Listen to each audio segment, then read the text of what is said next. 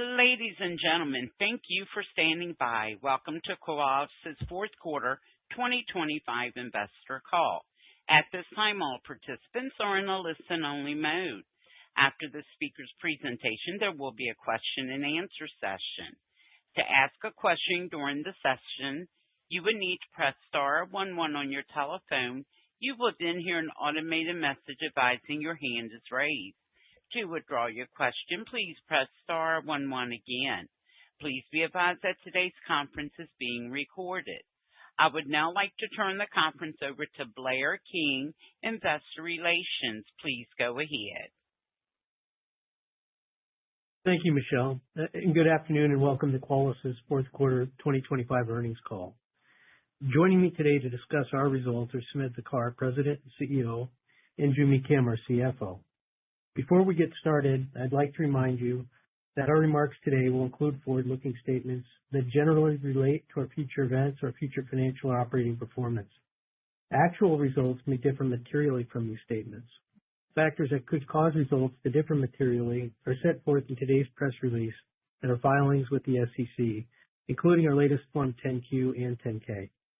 Any forward-looking statements that we make on this call are based on assumptions as of today, and we undertake no obligation to update these statements as a result of new information or future events. During this call, we will present both GAAP and non-GAAP financial measures.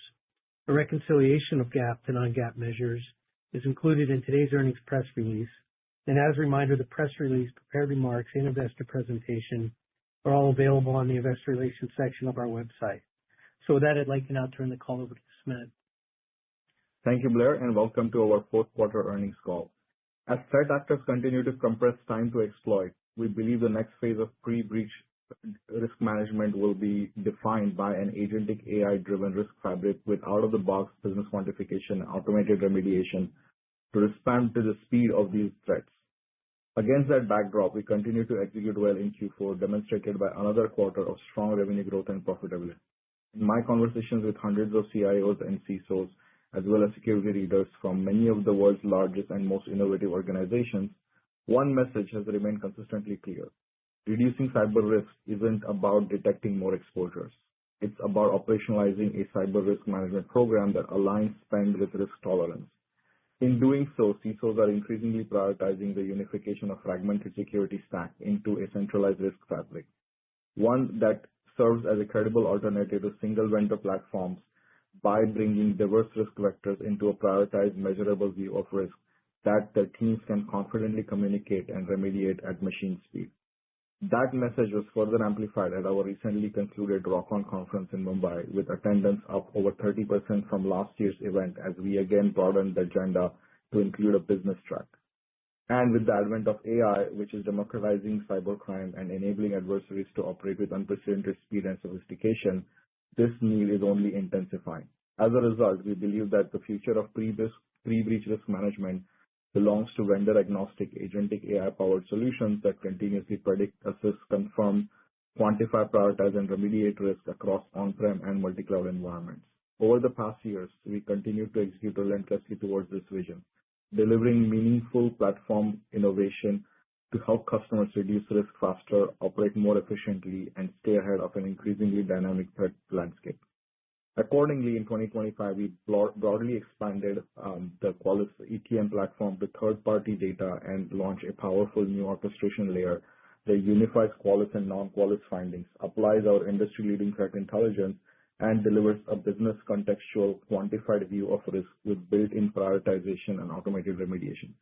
Building on this foundation, we introduced an agentic AI risk fabric that assesses and normalizes diverse internal and external data sources, applications, and machines. We extended these capabilities with a first-of-a-kind agentic AI risk management marketplace, enabling security and IT teams to quickly augment their existing workforce with highly specialized autonomous experts that significantly reduce time to remediation, increase accuracy, and reduce costs. To further close security gaps, we again organically enhance ETM with a natively integrated identity security posture management solution at a time when identities have become part of the new AI perimeter. And further flexing the power of our platform, we are now confirming exploits before customers are compromised.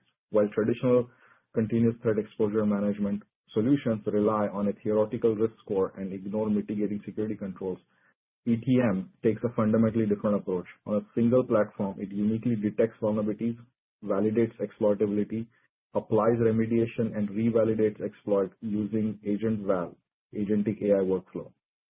The net result is that Qualys is redefining how organizations manage pre-breach risk management.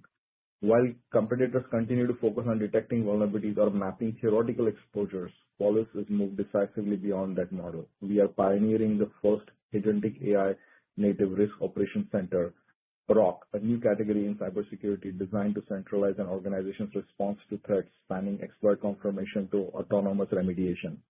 Powered by our ETM solution, the ROC presents a fundamental divergence from traditional CTEM tools. Competitors can point to exposures. They can't quantify cyber risk in dollar terms that matters most to the business, and they cannot adequately fix them. ETM fills that gap. This is what sets Qualys apart. We don't stop at detection and non-quantifiable prioritization. We natively integrate CTEM, exploit confirmation, risk quantification, and remediation operations into a single AI-powered workflow, leveraging both Qualys and non-Qualys data sources. In doing so, our architecture orchestrates and implements a perception reasoning action loop, enabling autonomous agents to collect real-time telemetry, reason through risk signals, plan response workflows, and execute actions. This enables organizations to holistically predict emerging risks across infrastructure, cloud, application security, IoT, and identities, safely confirm probable exploits, prioritize threats based on business impact, remediate through patching or other compensating controls, and verify the effectiveness of the remediated tactic. This end-to-end vendor-neutral approach is catalyzing a paradigm shift in pre-breach cyber risk management, where customers aren't just seeing their risk holistically across the risk stack, they are validating it, quantifying it, and reducing it continuously and autonomously at scale. By aligning security and IT decisions directly with business priorities, we are providing organizations with measurable proactive risk reduction that brings customer value. Armed with this fresh new set of capabilities and early momentum already validating this model, we are now laser focused on accelerating ETM adoption through our VMDR customer base and positioning Qualys for larger upsell opportunities over time. Moving to our business update, with customers spending $500,000 or more with us growing 4% from a year ago to 215, let me now share a couple of recent wins which illustrate why organizations ready to centralize the response to cyber risk are turning to Qualys to help unify their cybersecurity stack, quantify and remediate risk in their environment, and fortify their security operations. First, an existing Global 50 customer was struggling under the weight of multiple unintegrated security tools, millions of vulnerabilities, and limited visibility into the overall risk profile. Traditional prioritization methods were unable to adequately filter critical findings, leaving security and IT teams without the necessary business context to act decisively. Consequently, this customer selected Qualys and launched a strategic initiative to unify their security stack by transforming siloed risk signals spanning on-prem and multi-cloud environment into a cohesive agentic AI native risk management solution. This included expanding the ETM deployment to further operationalize the ROC with ingested third-party data from several sources, resulting in a mid-six-figure annual bookings upsell. By consolidating these data sources into the Qualys platform, we are now delivering this customer a unified orchestration layer and full visibility of their attack surface, centralized risk assessment, quantification, prioritization, and remediation workflows while unleashing the operational efficiency of the stack consolidation. This expansion of the ROC underscores the power of our platform and reinforces Qualys' ability to unify siloed risk signals, operate at an autonomous defense layer, strengthen customer outcomes aligned to the business risk tolerance, and advance our leadership in the industry. Leveraging our MROC partner ecosystem, we are also pulling new business into Qualys. During the planning stages of launching a new ETM POC with a global 200 company in Latin America, we secured a seven-figure annual bookings upsell, which included our Total Cloud CNAP and policy audit solutions. This win demonstrates the leverage of our partner-led motion and our ability to convert early engagements into meaningful multi-solution growth. Turning to our federal business, we achieved a mid-six-figure expansion with one of the federal government's most visible shared security services utilized by several large government agencies nationwide. Faced with an overwhelming volume of security issues that limited resources to continuously assess risk across fragmented tools and manual workflows, this customer chose Qualys for its cloud-native FedRAMP High authorized platform to enable a centralized government program that quantitatively prioritizes risk with automated assessment, standard outputs, and low operational overhead. Given the success of this deployment, we are now working towards a multi-agency ETM rollout, representing a significant upsell opportunity as this shared services team prepares to operationalize its risk operations center. These results, alongside another six-figure upsell with a separate large federal agency, reinforce our proven ability to align technical capabilities with operational outcomes that address modern security challenges and underscore the long-term growth opportunity in our federal business. Beyond these wins, we are also gaining more leverage from our partner ecosystem. As we continue to endorse a partner-first sales motion, partner-led deal registration increased again in Q4, reflecting deeper alignment and execution across the channel. In addition, with well over a dozen certified MROC partners actively launching new services, momentum continues to build towards a global ROC alliance, fueling our capability, harnessing transformative solution sales, and bringing new business to Qualys. Further contributing to our growth profile, in Q4, we continued beta testing QFlex to help customers accelerate and maximize adoption of the Qualys ETM platform. Given the strong customer response and early success of this model, we plan to continue to focus on proactively identifying opportunities to leverage QFlex to enable select customers and partners to accelerate their adoption of Qualys solutions in 2026. In summary, we are fundamentally changing how organizations manage pre-breach cyber risk by unifying CTEM with expert confirmation, risk quantification, and automated remediation powered by an agentic AI risk fabric. Our rapid pace of innovation and strategic investments are driving strong competitive differentiation, deeper ROC adoption, broader engagements across large federal agencies, growing partner-led execution, and initial QFlex success. Looking ahead to 2026, we'll continue our disruptive innovation, further advance our go-to-market investments, and execute our ROC vision with a balanced approach to long-term growth and profitability. With that, I will turn the call over to Jimmy to further discuss our fourth quarter results and outlook for the first quarter and full year 2026. Thanks, Ned, and good afternoon. Before I start, I'd like to note that except for revenue, all financial figures are non-GAAP, and growth rates are based on comparisons to the prior year period unless stated otherwise. We're pleased to report a healthy finish to the year, highlighting our continued execution, financial discipline, and scalable business model. For the full year, we grew revenues by 10% to $669.1 million and achieved adjusted EBITDA margin of 47%, even with continued 14% growth in investments in sales and marketing.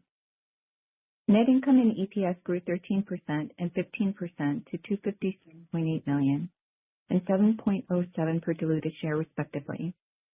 And free cash flow reached $304.4 million, or 45% of revenues, all of which exceeded our expectations for the year. Turning to fourth quarter results, revenues grew 10% to $175.3 million. The channel continued to increase its contribution, making up 51% of total revenues compared to 48% a year ago. Revenues from channel partners grew 17%, outpacing direct, which grew 4%.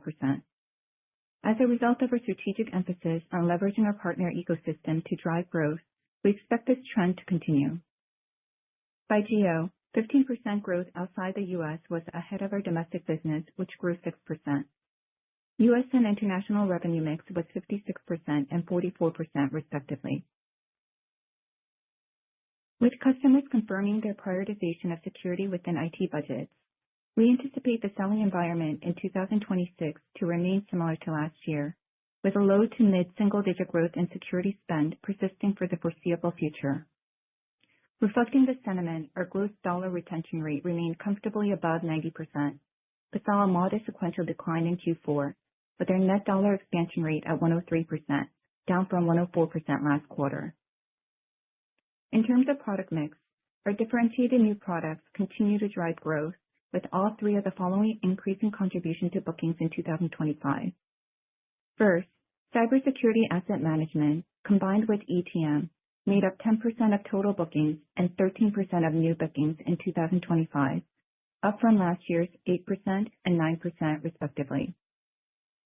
Next, patch management, made up 8% of total bookings and 16% of new bookings in 2025, up from last year's 7% and 16% respectively. Lastly, total cloud made up 5% of total bookings in 2025, up from 4% a year ago. We believe that these differentiated products combined will continue to increase contribution to bookings in 2026, given our opportunity to increase market share and maximize share of wallet. Turning to profitability, adjusted EBITDA for the fourth quarter of 2025 was $82.6 million, representing a 47% margin, same as last year's. Operating expenses in Q4 increased by 11% to $68.9 million, driven by investments in sales and marketing, which grew 18%. With this strong performance, EPS for the fourth quarter of 2025 was 1.87 per diluted share, and our free cash flow was $74.9 million, representing a 43% margin compared to 26% in the prior year. In Q4, we continued to invest the cash we generated from operations back into Qualys, including $724,000 on capital expenditures and $44.7 million to repurchase 328,000 of our outstanding shares. Since commencing our share repurchase program in February of 2018, we've repurchased 10.7 million shares and returned over $1.2 billion in cash to shareholders. As of the end of the quarter, we had $160.5 million remaining in our share repurchase program. We're pleased to announce that our board has authorized another increase of $200 million to the share repurchase program, bringing the total available amount for share repurchases to $360.5 million. With that, let us turn to guidance, starting with revenue. For the full year 2026, we expect revenue to be in the range of $717 to $725 million, which represents a growth rate of 7 to 8%. For the first quarter of 2026, we expect revenues to be in the range of $172.5 to $174.5 million, representing a growth rate of 8 to 9%. This guidance assumes no material change in our net dollar expansion rate, with moderate growth contribution from new business in 2026. Shifting to profitability guidance, for the full year 2026, we expect EBITDA margin to be in the mid-40s, implying mid-teens increase in operating expenses, and free cash flow margin in the low 40s. We expect full year EPS to be in the range of 7.17 to 7.45. For the first quarter of 2026, we expect EPS to be in the range of 1.76 to 1.83. Our planned capital expenditures in 2026 are expected to be in the range of $8 to $12 million, and for the first quarter of 2026 in the range of $1.2 to $2.6 million. In 2026, with respect to operating expenses, we plan to align our product and marketing investments to focus on specific initiatives aimed at driving more pipeline, accelerating our partner program, and expanding our federal vertical. As a percentage of revenues, we expect to prioritize an increase in investments in sales and marketing, with more modest increases in engineering and G&A. With that, Sumedh and I would be happy to answer any of your questions. Thank you. As a reminder, to ask a question, please press star 11 on your telephone and wait for your name to be announced. To withdraw your question, please press star 11 again. And the first question comes from Jonathan Ho with William Blair. Your line is open. Hi, good afternoon, and congratulations on the strong quarter.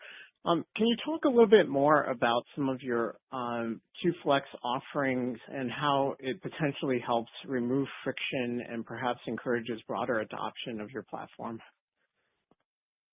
Yeah, thank you very much, and that's a great question. So, we've talked about this last quarter as well. I think if you take that in relation to what we are doing with the Risk Operations Center and ETM, and how we're differentiating ourselves from the exposure management solutions, is that the ability to detect all your assets, find your vulnerabilities, ability to use agentic AI to actually not only prioritize those, which is what a lot of these exposure management solutions do, which is just giving you a score we're leveraging the ability to use agentic AI to confirm those exploits within the environment, which is very differentiated from what everybody does. But then after that, actually the ability to also remediate those. And so being able to get this end-to-end very quickly, very fast before attackers are leveraging AI to do the same for your environment, the QFlex proposal allows the customer at their pace to then be able to consolidate a lot of these capabilities on a single platform with Qualys and do that over a period of time during,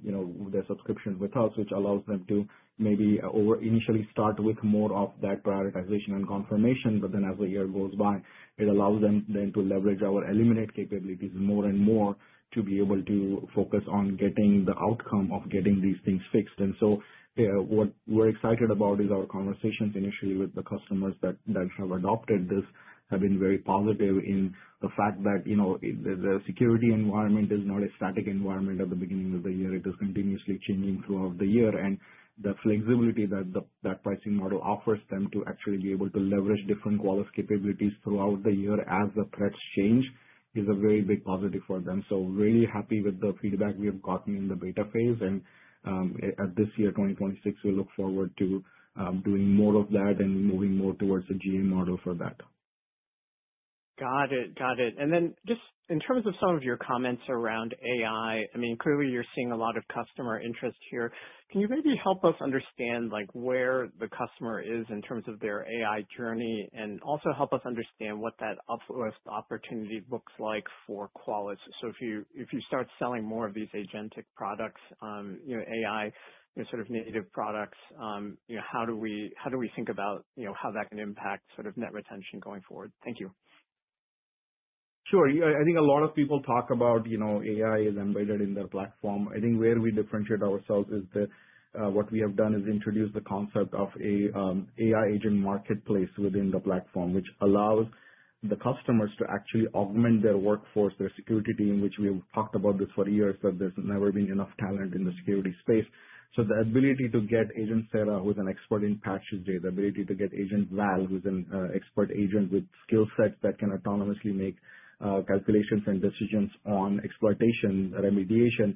So the ability to say, look, I want to employ this particular agent on the platform to achieve a task, which otherwise would take me weeks and months to hire a consultant to get that outcome.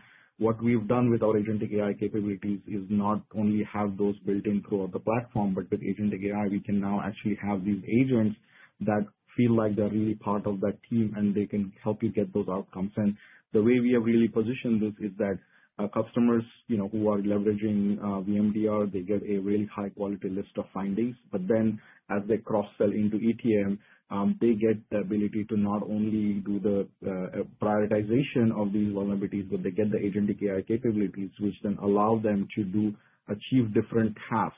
And as you look at how customers are thinking of headcount, et cetera, in the agentic AI world, these really help them get to those outcomes pretty quickly. And then, of course, in addition to that, with our Total AI offering, we're also helping customers detect, find, and address vulnerabilities and misconfigurations that are coming up in the AI workload that they have. And so with that, we look forward to customers bringing more data around their own around their own AI solutions into Qualys ETM. And we believe that the agentic AI capabilities are a differentiator for customers to upgrade from or to cross-sell from VMDR into ETM, as well as looking at some of the other exposure management solutions where they just give you a score. This will allow them to actually use an agentic AI to get patching done pretty fast and pretty quickly. And so we see that differentiation can be the catalyst for us, for customers to pick ETM over some of those other exposure management solutions that are out there. Thank you. Thank you. And the next question will come from Kingsley Crane with Canaccord. Your line is open. Hi, congrats on the quarter. You answered some of this in the prior response, but we'd just love to hear more about how Agent Val is elevating ETM from an efficacy perspective, and just how Agent Val is reducing total man hours at the customer level and how that's resonating with customers. Thanks. Thanks, Kingsley. I wish, unfortunately, the call is only an hour, but I could talk about this forever. But look, I think we've seen the history of this evolution, back when, Ken has come out with this, is like everybody's giving you theoretical scores, right, based on the vulnerability findings and CVSS information that is out there. Unfortunately, a theoretical score does not actually mean that a high score does not mean that the customer may not have other controls in place that mitigate that actual exploit from working in their environment. They might have a firewall, they might have something else, memory protection that is enabled that a typical scanner or a typical exposure management solution will not pick up. What Agent Val does is leverages that decision-making, autonomous decision-making process to basically look at the findings, look at the scoring, but then actually the ability to run a very safe exploit against the asset to confirm whether that vulnerability is actually exploitable in their environment, on their machine, or it is not just a theoretical score. And what typically happens is when the security team gives these scores to the IT team, they spend a lot of time trying to chase down these findings only to feel like, oh, this was a false positive because, look, we already have a control in place, and a lot of time is wasted in arguing back and forth. What the customers really want to be able to do is not waste their IT team's time on fixing things that actually are not exploitable in their environment. And the ability to for sure confirm by running an actual exploit in a safe manner that this is or is not exploitable, it means that the IT teams will be saving significant amount of time not chasing down ghost scores and will actually have a absolute confirmation that yes, it is a very highly exploitable vulnerability, but I don't need to worry about it because I have other controls that are mitigating this, or it is highly exploitable, attackers are using it, and I don't have a protection in my environment. So instead of just chasing scores, I can actually go and focus on fixing these, and that's going to make me a lot safer. So it's a significant time saving for the customer because of this agentic AI workflow. They can actually then significantly reduce the number of findings that they have. And the other thing is that once the exploit is confirmed on your environment, you don't have the time to create Jira tickets and ServiceNow tickets to then have people go and manually make the remediation. As soon as you know that this is exploitable in your environment confirmed, you want to be able to use another agent to immediately kick off remediation and get it fixed. And you feel a lot more comfortable because now you have confirmed that this is exploitable. It's not theoretical, so people are going to want to also save time and not leave the exposure open for a long time by being able to run that exploit and then also automatically run that remediation. And you cannot show up for the AI fight today with your Jira tickets and your ServiceNow tickets. You got to be able to do automation and autonomous decision making to get things fixed, and that's the differentiator. Yeah, it's really exciting times, and it's good that you're leading the way here. For Joo Mi, it's been a remarkable year for Qualys. You guided to 7% at the midpoint entering last year, and you put up 10, and now you're guiding closer to 8 this year. How can we think about the levers for upside to growth this year? Thanks. Yeah, 2025 was a solid year from an execution standpoint. It was a very exciting year for us with ETM having gone live at the end of 2024. We've had a significant number of discussions with our existing customers in terms of how we can increase value without them having to double their spend initially with us. And so in doing that and working through our partners, what we were able to do is, finalize our pricing and packaging for ETM and identify our key products that are going to be levers for growth in the short term and the long term going forward as well. So 2025, solid year with closing the year with another 10% growth for revenue, which we're really pleased about. Now, when it comes to current billings, it came in line as expectations from last quarter with 2025 current billings growth of 8%. That's slightly lower than the 9% that we posted back in 2024 for current billings. So looking ahead to 2026, I think that's kind of more or less in line with what the baseline case is for us. Looking out, our guidance is really informed by what we see in the business today, the discussions that we're having, what we expect from the macro, and then the spending environment. With that said, we do anticipate significant upside. Given what Sumedh just covered, we have very exciting product discussions with existing customers as well as prospects. I think that we've gone ahead and really leveraged our innovation and our power to really deliver what the customers are looking for and what the market is looking for. So we're excited about the outlook, but with that said, the baseline still remains to be around 7 to 8%.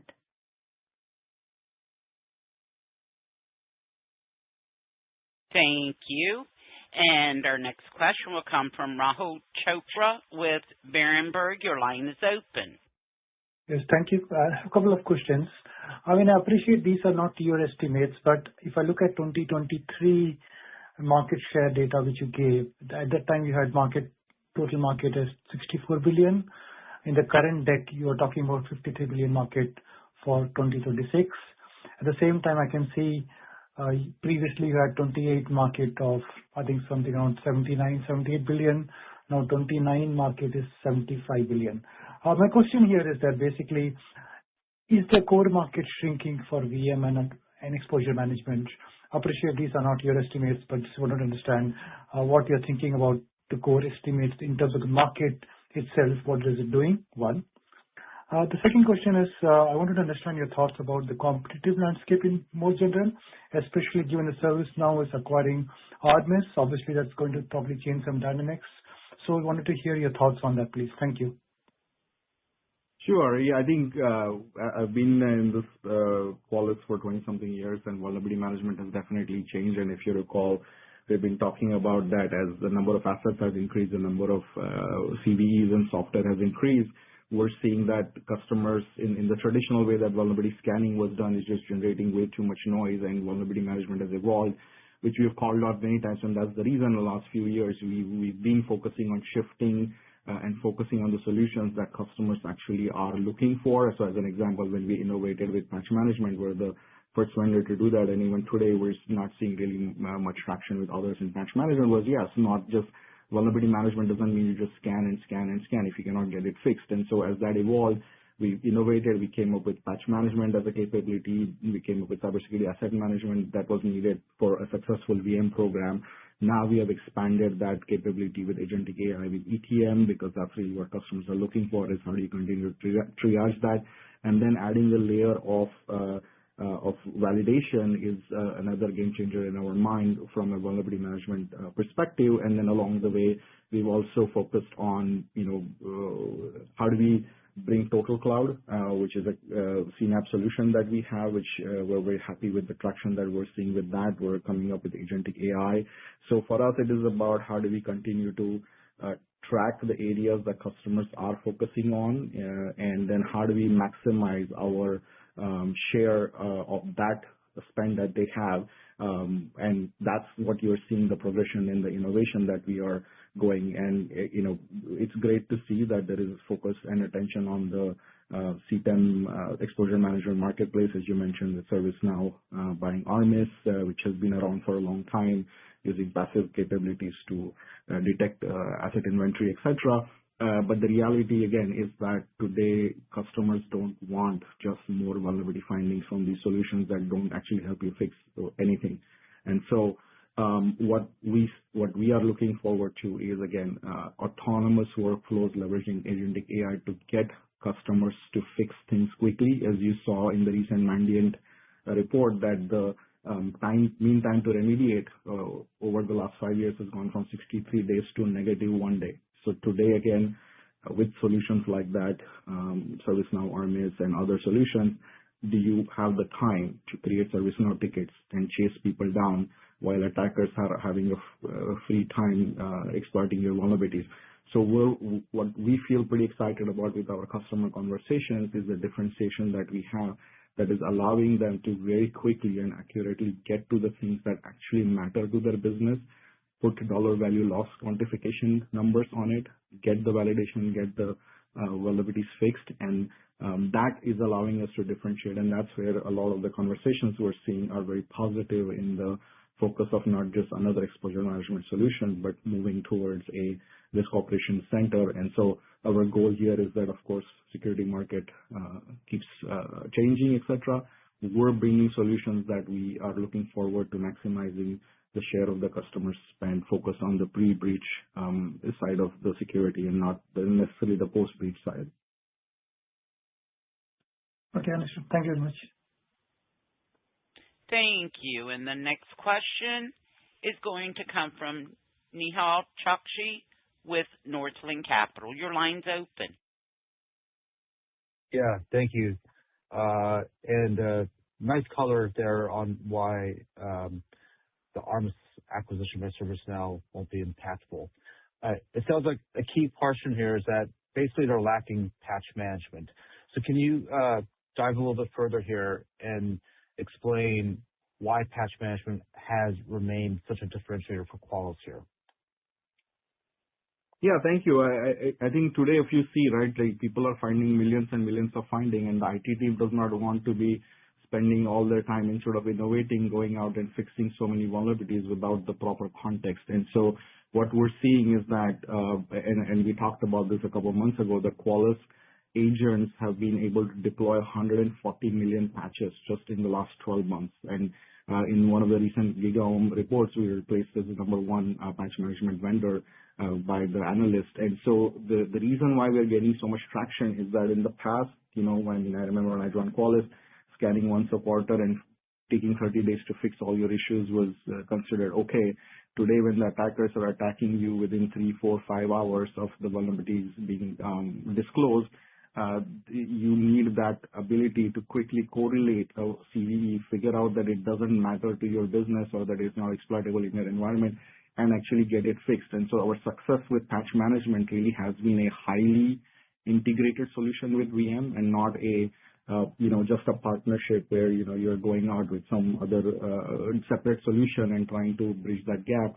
Is highly integrated solution that is quickly able to not only detect the vulnerability, find whether it is actually exploitable in your environment, but then within a matter of minutes, it can actually fix and patch that particular issue. And so what we're excited about is to see the success of patch management the last couple of years, but also what we did end of last year is moved even further into providing customer more abilities to mitigate the risk of the vulnerability without patching. And I like to call it patchless patching, which is applying mitigating controls on the machine, which has given even more flexibility to our customers, because sometimes you're worried about a patch breaking something. How do you balance the worry of patch breaking something with the worry of getting exploited?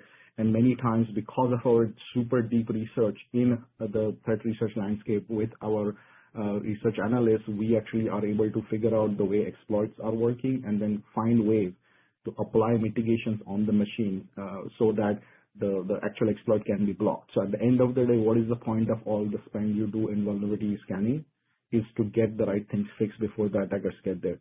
So the majority of the value that comes in that overall spend is really about the patching part. If you do not patch it, you can build all kinds of dashboards, and there's a dashboard tourism going on right now, but those dashboards don't mean anything if you don't actually get it fixed before the attackers get to it.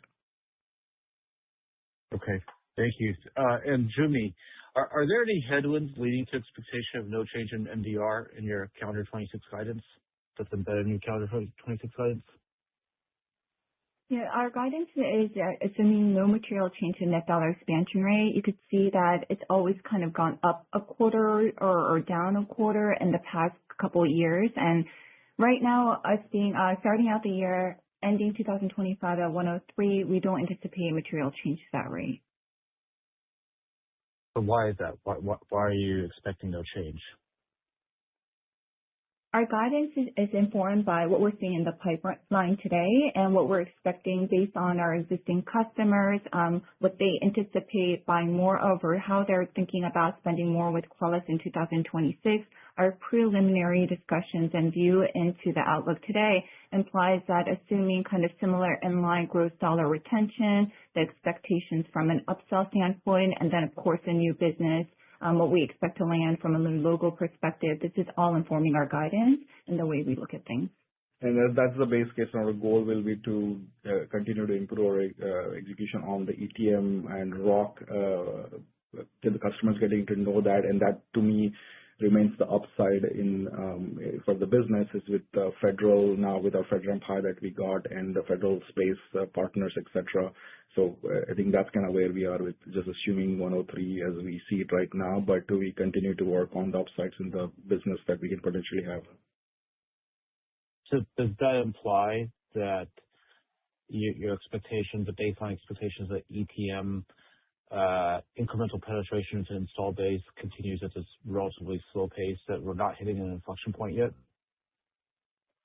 I think it's very early. So like we said at the end of the last year where we had started with POCs, we're super encouraged with what we are seeing with the POCs and the conversion that we're having. But again, it's very early, right? We're talking about customers that are early adopters. So it's encouraging, but we haven't had enough of those to really map out a confirmed trajectory of how that is going to go. So I think as we execute better in the first couple quarters, that's where we will get to understand even better. Now, that's where, as Jumi has talked about in the past, we will start to provide guidance on how ETM is growing for us, starting the Q1 earnings call for 2026. And so that will allow you to sort of track where we're starting and then how we're going to expand go through the next couple of years on that big opportunity that we see right now. Okay. Thank you. Thank you. And our next question will come from Rudy Kessinger with D.A. Davidson. Your line's open. Hey, great. Thanks for taking my question. Jumi, I think you said in response to one of Jonathan's questions earlier, I think you said baseline remains around 7 to 8%. I'm not sure if you were referring to the revenue guide for this year or if that was also your expectation for, roughly what we should expect for current calculated billings for the year. I would say that, we don't give a specific guidance for current billings, but our expectation is that current billings growth rate will be more or less in line with the revenue growth rate. So 7 to 8% for both for full year 2026. Yeah. Okay. Got it. And then just, maybe kind of a follow-up to the past question. Certainly, it sounds like there's a lot of optimism about the early ETM interest and adoption and whatnot. But at the same time, it's still just being too early to maybe, drive an improvement in the net expansion rate or the overall revenue growth rate. I guess just, I don't know, we've been hearing that for a few quarters now. What needs to go right, whether it's with the channel or utilizing QFlex? Is there potential that this year we could see enough adoption that we do see, expansion rate pick up or revenue accelerate, or is that unlikely just based on the current pipeline? Yeah, all of that needs to go right. I think we've done a lot of innovation. The products are coming out now, which is great. The Agent Val is going to be very interesting for us. And the recent identity solution is also very interesting. I think a key part of our strategy definitely has been working with partners. And so as an example, one of the key areas of focus right now where we are certifying more MROC partners as an example, and we are getting these partners up to speed and we're getting the partners trained and helping them create their offerings around the Risk Operations Center.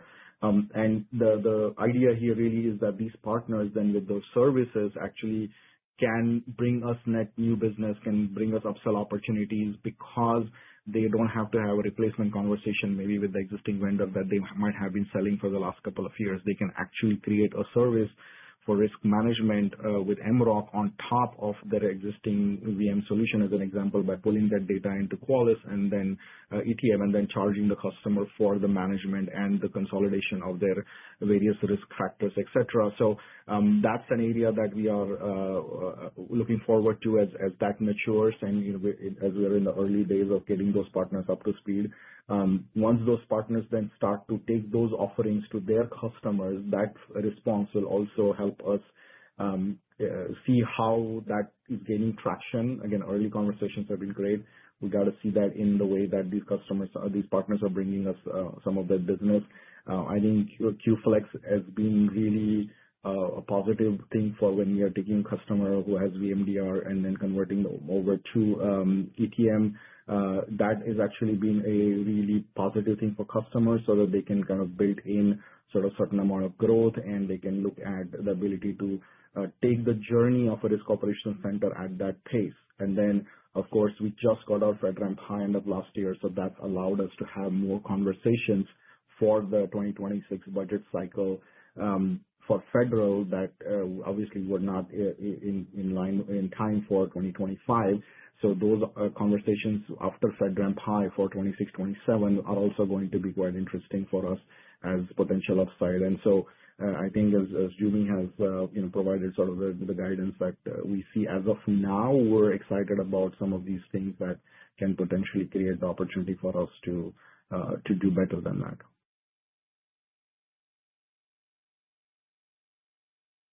Thank you. And our next question will come from Matthew Hedberg with RBC Capital. Your line's open. Hey, guys. This is Mike Richards on for Matt. Thanks for taking the question.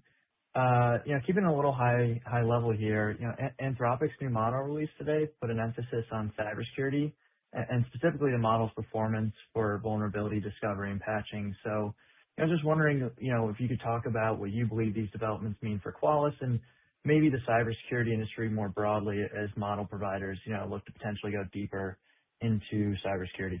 Thanks.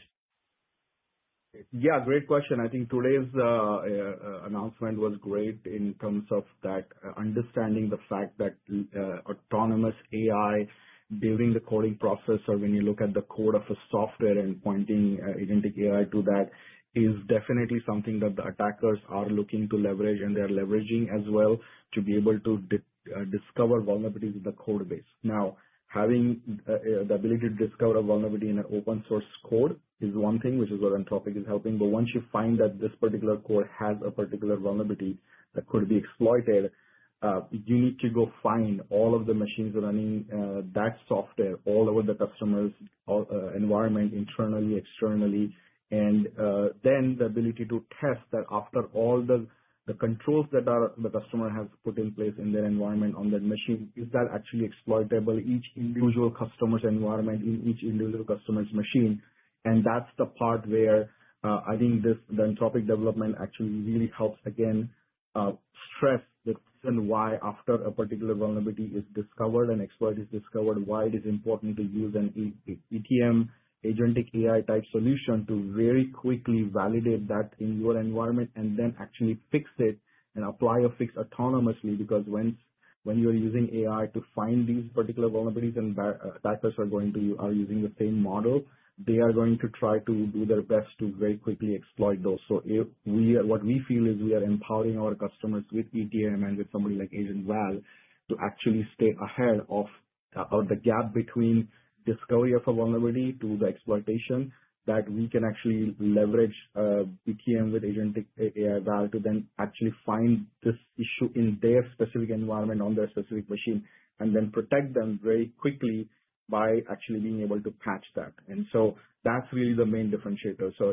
I think in a way it's great to show the power of what AI is able to provide for the attackers to find issues in open source, and then it signifies even more the value of the ETM platform to actually find that during runtime and not just in the code base as Anthropic is doing today. Thank you. Thank you. And the next question will come from Patrick Colville with Scotiabank. Your line is open. Thanks. This is Joe Vandrick on for Patrick Colville. Sumedh, can you help us understand, I know you kind of touched on this, but can you help us just better understand the strategy you're taking to get customers to adopt not just vulnerability management, but also prioritization and patch management? And then I'm wondering, is there a way to think about what percentage of the customer base is just using that basic functionality of vulnerability management?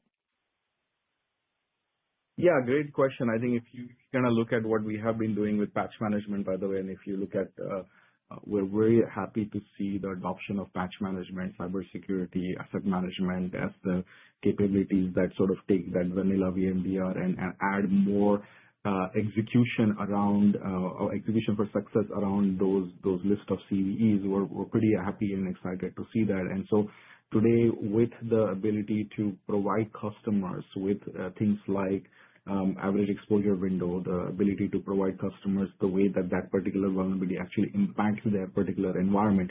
As an example, your typical threat exposure management solutions will give you a score, a risk score, and they will say that this particular issue has a risk, or this particular asset has a risk score of 900 on 1,000, and another one has a 750 on 1,000. Which one will you fix first? If you just go by the risk score as an example, you're going to see that maybe that risk score of 900 on 1,000 is on a machine that makes you $2 million a year, but the 750 is on one that makes you $500 million a year. Immediately your prioritization switches and is exactly the opposite of what your exposure management solution gave you, because now you added a dollar value. And once you have that and you know that you're potentially going to have a loss of $500 million because of the exploit of this vulnerability, the next thing that customers want to be able to do is how quickly can I protect myself from making sure that I don't lose that $500 million. And that's where a integrated patching and integrated mitigation solution like Qualys is super impactful for them, because now they don't waste time, because once attackers are starting to exploit vulnerabilities, it is just you're sitting duck with an open window, and the quicker you can close that window, the better it is going to be. And our customers are really seeing that. That's why their adoption of patch management has been increasing. 140 million patches in the last 1 year is quite a milestone for us. And the ability to sort of give them that visibility to say that, you can, with this platform, you're not just exposing your exposure, you're actually fixing it, is a great story. And our partners are also excited about the ability to not just provide services around more visibility, the ability to actually be the partner for the customer that gets them an outcome of actually the risk reduced is a differentiator. And that's kind of where we are looking forward to continuing our innovation around the exploit validation and the mitigation and patch management solution, as well as awareness building around the Risk Operations Center is an area for focus for us. And then along the way, risks come from cloud. They come from your standard virtual machines. They come from cloud. That's where we have local cloud. They come from identities. We have ISPM for that. They come from misconfigurations, and we have policy audit for that. They come from AI now, for which we have total AI as an example. So we continue to expand ways to bring more assets into ETM. At the same time, we continue to innovate on ways to absolutely get to the final outcome of actually reducing risk with automation and agentic AI as fast as you can. And that honestly is really, in my mind, a big differentiator. That makes sense. And if I could sneak in one more, I think you mentioned that you're still in beta testing for QFlex and that you're going to leverage it for select partners. Is that just timing, or are you not planning to go customer-wide with that pricing model? Yeah, we went beta with QFlex last year, and so we understand that how it could be very additive to a cohort of customers. So we're rolling it out on a case-by-case basis because we want to create a win-win scenario for us, right? For customers who we feel like they would really benefit and increase their spend with us by giving them this flexibility, we're more than happy to work with them through whether it's through a partner or directly with us. For broadly speaking, we don't want to be in a situation where unintentionally it results in a downsell for us, and then also they don't have the ability to try out other products because they're maximizing their budget and thinking through it from that perspective. So right now it's in beta, but in the longer term, we do plan on going to GA with that and potentially with a slightly tweaked structure. Thank you. Thank you. And our next question will come from Ewan Kim with Loop Capital. Your line's open. All right. Thank you. Sumedh, I think you already touched upon some of my questions already, but how engaged are partners involved in core VM renewals, or a lot of them that newer partners that you attracted last year, are they more about selling new products? Yeah, the MROC partners that we work with are pretty excited. We're starting to see these partners launch their own services for Risk Operations Center, which obviously takes some time because they have to come up with the brochures for the services, staff them with the right experts for risk quantification, etc. But what they are excited about is that instead of just looking at, can I get another 5 cents, 10 cents of margin on a dollar, the ability to say that with ROC, they can actually offer higher value services. The service you can offer to a CISO is, hey, we're going to give you a business-oriented cyber risk visibility deck that you can take to your board every quarter. That's going to make you look very smart in front of the board. Is a significant value, and they can charge multiple dollars, as an example, for those services around ETM, which they cannot necessarily do around other areas. And with the agentic AI capabilities built in, the partners are excited that actually can also reduce the spend that they have to do to staff their services teams with people if agentic AI capabilities in the platform can get them a Patch Tuesday report within 24 hours versus taking 2 weeks for a consultant to manually go and create Excel sheets to do things like that. So very exciting early conversations. We're already starting to see some interesting wins, though it's early days, with new business and existing business with those partners that understand the risk story and positioning the broader risk management rather than just, okay, here's another list of vulnerabilities that I can provide you. Those conversations are very positive. And so, as I said, we're really focused right now on our GTM efforts around training these partners, around partnering with them, and introducing them to customers as they introduce us to prospects, etc. And as that progresses, I'm excited about the potential that partners can bring customers to us, even if that customer might have another VM scanning solution. They can keep their solution, and they can actually bring that customer to us, and the partner can make multiple dollars on every dollar of ETM that they sell for us. Okay, great. That's very helpful.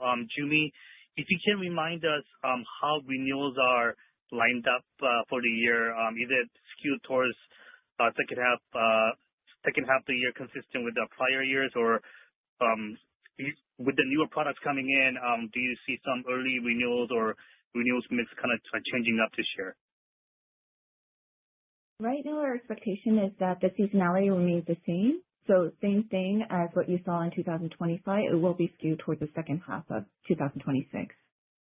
Okay, great. Thank you so much. That's it. Thank you. And the next question will come from Junaid Siddiqui with Truist. Your line is open. Great.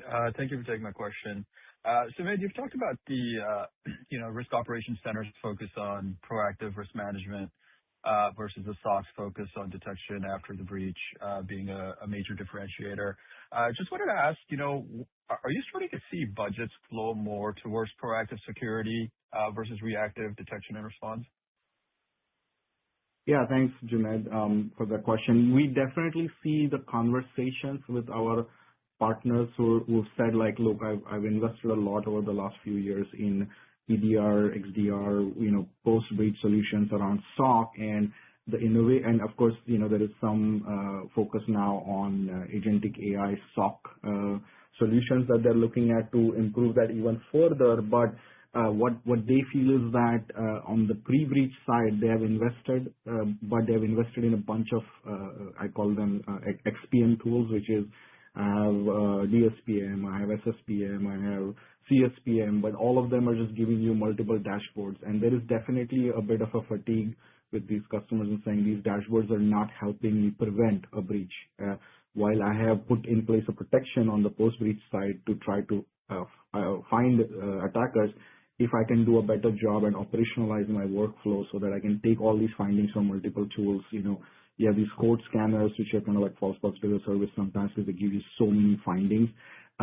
The conversations definitely are moving in that there is positive conversation on leveraging budget that they have or asking for more budget over the next couple of years to move in that direction. And the early adoption of ETM that we are seeing is necessary. Essentially, we're going and getting budget that they are not always moving away from something they're already budgeted for. So some customers have started to put budget aside for exposure management, so to say, or RBVM, but when we show them ROC, which is much bigger than exposure management and much more than RBVM, they are actually able to work with us to shift on that budget. So I definitely feel like there is a more of a focus last year and into this year on, hey, we need to do a better job at proactive risk management. We've done a lot of work around the reactive side. Let's focus to get better on the proactive side. Great. Thank you. Thank you. And the next question will come from Jason Jang with Wolfe Research.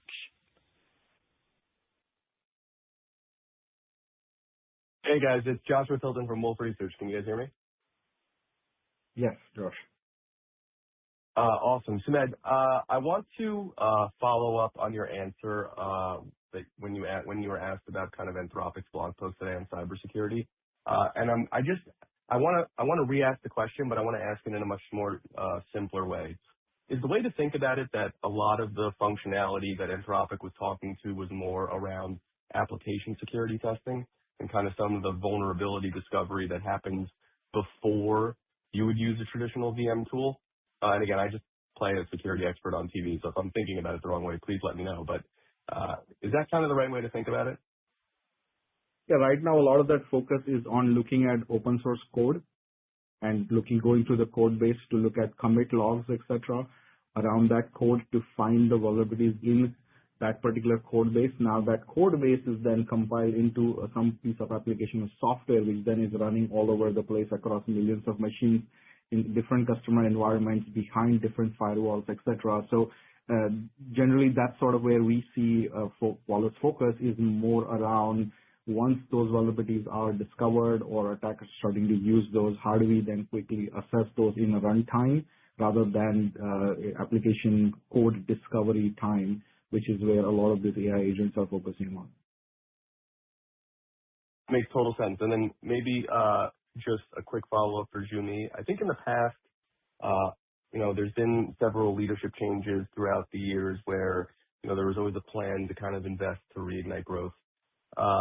And I'm just curious, when we think about the EPS guidance for the full year, how do you think about the level of investment for 26 that's baked into that EPS guidance versus prior years when maybe you've had one of these kind of new CRO in place or other leadership roles being filled? Yeah, we're really pleased to start off the year strong with all key positions filled with a strong executive team who's tenured. So keeping that in mind, last year we had guided to low 40s EBITDA margin coming off of 2024's 47%. So the implied gap or implied margin contraction was significantly higher than what you're seeing today. We closed out the year 2025 with 47% EBITDA margin. We're guiding to mid-40s for EBITDA. So slight contraction, but it's not as significant as what we had guided to at the beginning of 2025. Makes a lot of sense. Thank you so much, guys. Thank you. This does conclude today's question and answer session, and this also concludes today's conference call. Thank you so much for participating, and you may now disconnect.